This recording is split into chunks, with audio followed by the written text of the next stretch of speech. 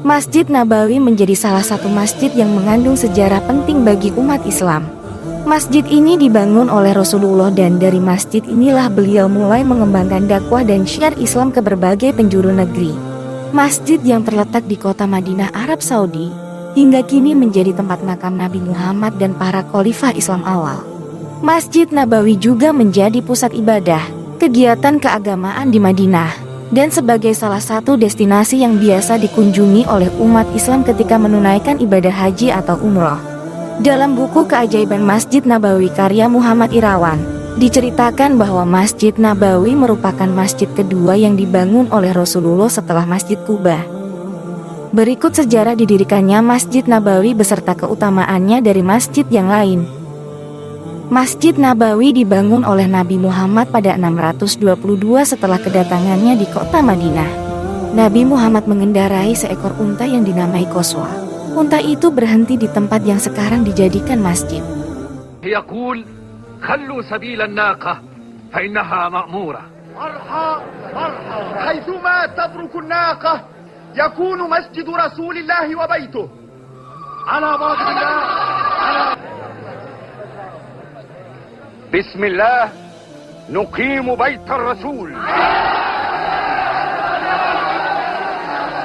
في هذا المكان نبني أول مسجد يعبد فيه الله. Sebelumnya, lokasi tersebut merupakan tempat penjemuran buah kurma milik dua anak yatim bersaudara yakni Sahal dan Suhail bin Amr yang kemudian dibeli oleh Rasulullah. Awalnya, masjid tersebut hanya berukuran sekitar 50 kali 50 meter dengan tinggi atap sekitar 3,5 meter. Rasulullah membangun dengan tangannya sendiri kemudian dibantu oleh para sahabat dan kaum muslimin lainnya. Di sisi tembok, keempat sisi masjid ini terbuat dari batu bata dan tanah. Sementara atap masjid terbuat dari daun kurma dan sebagian atapnya dibiarkan terbuka dengan tiang penopang yang terbuat dari batang pohon kurma. Selama 9 tahun, masjid ini digunakan tanpa penerangan di malam hari.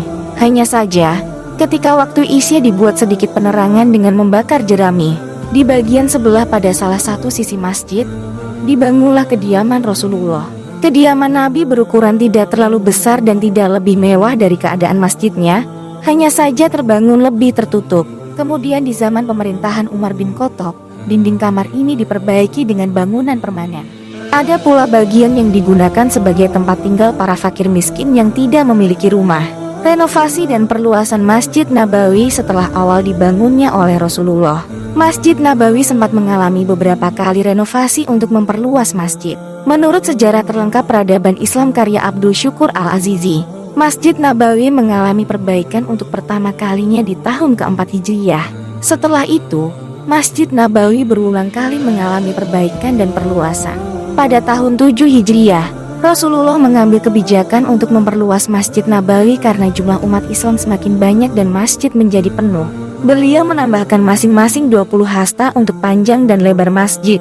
Renovasi yang menghasilkan perbaikan paling signifikan terjadi di tahun 1265 Hijriyah. Pada masa pemerintahan Sultan Abdul Majid, pembangunan tersebut memakan waktu selama 12 tahun. Dinding dan tiang-tiang masjid mulai dipercantik dengan ukiran dan kaligrafi indah yang masih bisa disaksikan sampai saat ini.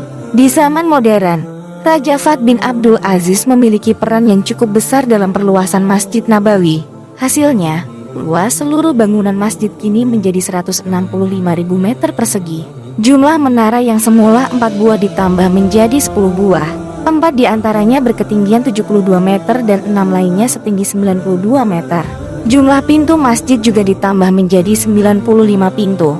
Kini, Masjid Nabawi semakin tampil megah dan dapat menampung sekitar 535.000 orang. Masjid Nabawi juga memiliki keutamaan yang berbeda dari masjid-masjid lainnya. Ahmad Hawasi dalam buku Mengais Berkah di Bumi Sang Rasul menjelaskan bahwa melaksanakan ibadah sholat di Masjid Nabawi ternyata memiliki pahala yang berkali-kali lipat dari masjid lainnya. Hal ini turut disebutkan dalam hadits dari Jabir radhiyallahu anhu, bahwa Rasulullah bersabda 1 kali sholat di masjidku ini lebih besar pahalanya dari 1000 kali sholat di masjid yang lain, kecuali Masjidil Haram. Dan 1 kali sholat di Masjidil Haram lebih utama dari 100.000 kali sholat di masjid lainnya. Hadis riwayat Ahmad. Selain itu, Dalam buku ensiklopedi Muslim karya Abu Bakar Al-Jazairi, juga dijelaskan bahwa Rasulullah memberikan keistimewaan khusus di Masjid Nabawi yang tidak dimiliki masjid lainnya, yaitu adanya Raudhah Taman Mulia. Hal ini sebagaimana sabda Rasulullah, artinya di antara rumahku dengan mimbarku terdapat salah satu Raudhah taman dari taman-taman surga. Muttafaq alaih.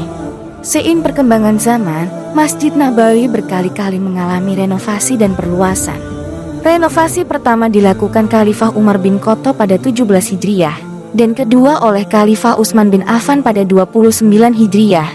Di zaman modern, Raja Abdul Aziz dari Kerajaan Saudi Arabia meluaskan masjid ini menjadi 6.024 meter persegi pada 1372 Hijriah. Perluasan dilanjutkan penerusnya, Raja Fahd pada 1414 Hijriah, sehingga luas bangunan masjid hampir mencapai 100.000 meter persegi, ditambah dengan lantai atas yang mencapai luas 67.000 meter persegi, dan pelataran masjid yang dapat digunakan untuk sholat seluas 1.035.000 meter persegi. Masjid Nabawi kini dapat menampung 600.000 hingga 1 juta jemaah, terlebih pada musim haji. Bahkan hingga kini, di Madinah, perluasan masjid masih terus dilakukan pada sisi timur. Beberapa bangunan beton sudah berdiri kokoh. Puluhan kran atau alat berat bertengger di area proyek tersebut. Namun begitu, tak ada aktivitas yang terlihat. Sedangkan fasilitas yang tersedia, selain ruangan wudhu dan toilet, juga tempat air zam-zam yang tersedia baik di dalam maupun seluruh penjuru masjid. Para jemaah dapat minum sepuasnya serta membawa pulang dengan mengisi ke dalam botol yang kosong. Di dalam masjid, ruangan terasa sejuk. Hawa dingin muncul dari bagian bawah ratusan tiang penyangga.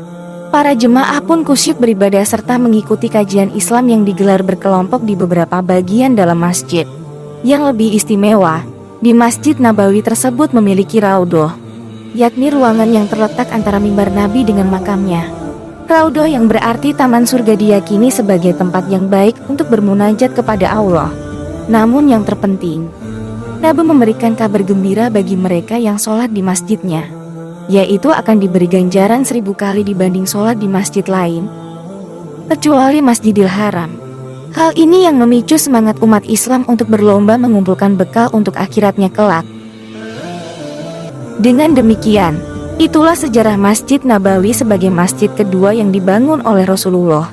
Semoga umat Islam dapat berkesempatan untuk berkunjung ke Masjid Nabawi dan menunaikan ibadah dengan pahala yang berlipat ganda. Apabila kamu ingin mengoreksi atau menambahkan, silakan kirim di kolom komentar. Semoga dengan adanya tontonan ini bisa menambah pengetahuanmu.